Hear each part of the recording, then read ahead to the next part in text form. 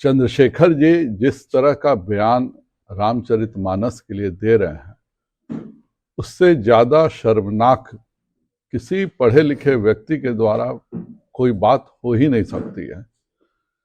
न उन्हें रामायण की समझ है, न उन्हें हिंदू धर्म की समझ है, और जो पंक्ति वो पढ़ रहे हैं उसके भी अर्थ की उनको समझ नहीं है। एक तो उनको इतना भी दिमाग नहीं है कि रामायण के रचयिता महर्षि वाल्मीकि थे, और महर्षि वाल्मीकि किस समाज के थे मुझे बताने की आवश्यकता नहीं है। और जब सीता माँ को वनवास हुआ तो वो महर्षि वाल्मीकि के ही आश्रम में रही, और लव कुश के गुरु महर्षि वाल्मीकि थे। और रामायण के महाभारत के रचयिता महर्षि व्यास थे।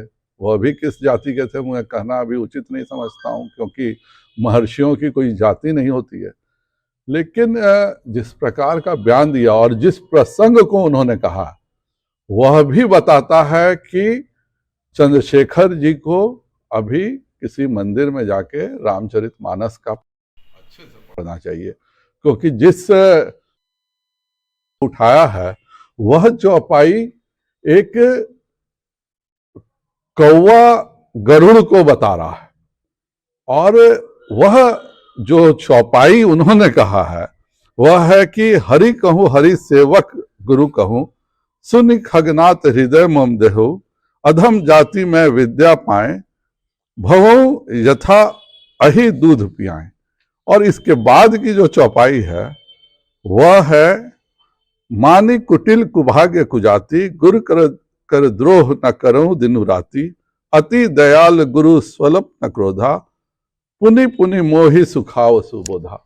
अर्थात कि मैं गुरु की बात समझ नहीं पाया, और यह मैं जो कौवा की जाति में जन्म लिया हूं इसलिए मैं इसको समझ नहीं पाया, और मेरे गुरु ने कभी मुझ पर क्रोध नहीं किया, गुरु ने हमेशा अच्छी शिक्षा दी। तो एक तो यहाँ अच्छे शिक्षा की भी बात हो रही है, पर उस बात को शिक्षा मंत्री बिल्कुल भूल गए कि गुरु ने सदैव उस काग को अच्छी शिक्षा देने का प्रयास किया।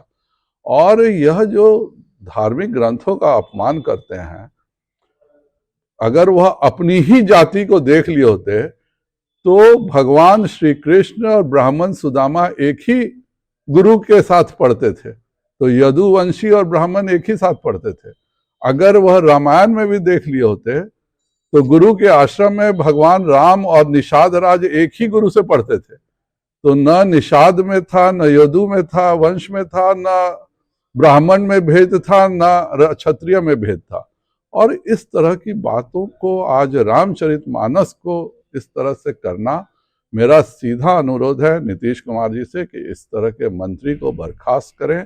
अगर उनमें इतनी हिम्मत होती, इन लोगों की आदतन विद्रोही सभा हो गया, अगर ये किसी दूसरे धर्म के बारे में कर रहे होते तो अभी तक यहाँ पर क्या हो रहा होता, नीतीश कुमार भी उनको हटा चुके होते, और 6 इंच छोटा होने का नारा पूरे हिंदुस्तान में लग रहा होता। लेकिन हिंदुओं की धार्मिक जो सहनशीलता है उसको चंद्रशेखर जी कमजोरी नहीं समझें। चंद्रशेखर जी को अपना वक्तव्य और अपनी गलती को माफी मांग के पश्चाताप करना चाहिए। एक व्यक्ति के मुख से रामचरितमानस के एक तो प्रसंग से भी अलग, और जिस तरह के उन्होंने बात कही है, पूरे दुनिया में जब भी ज्ञान की बात होती है तो रामचरितमानस पढ़ा जाता है। और अगर वह भगवान कृष्ण का ही जीवन पढ़ लिए होते तो खुद भगवान कृष्ण ने भागवत गीता में कहा है 18वें अध्याय में कि मैंने कर्म के हिसाब से वर्ण बनाए हैं, और कर्म और बुद्धि के हिसाब से वर्ण बनाए हैं। तो भगवत गीता के ऊपर दुनिया का कोई ग्रंथ हिंदू समाज में नहीं रखता है। और अगर वह वेद भी पढ़े होते तो वेद की रचना में सभी जातियों का और महिलाओं तक का योगदान है। चंद्रशेखर जी को अपनी गलती की माफी मांगकर इस बात को समाप्त करना चाहिए। हिंदू बहुत सहिष्णु होते हैं और उन्हें निश्चित तौर पर सब माफ कर देंगे। एक दूसरा जो इस देश में 95-90% 85% लोग हैं, तो आप समझ लीजिए आप करना क्या चाहते हैं। क्यों जातीय जनगणना का विरोध हो रहा है, कौन लोग विरोध कर रहे हैं?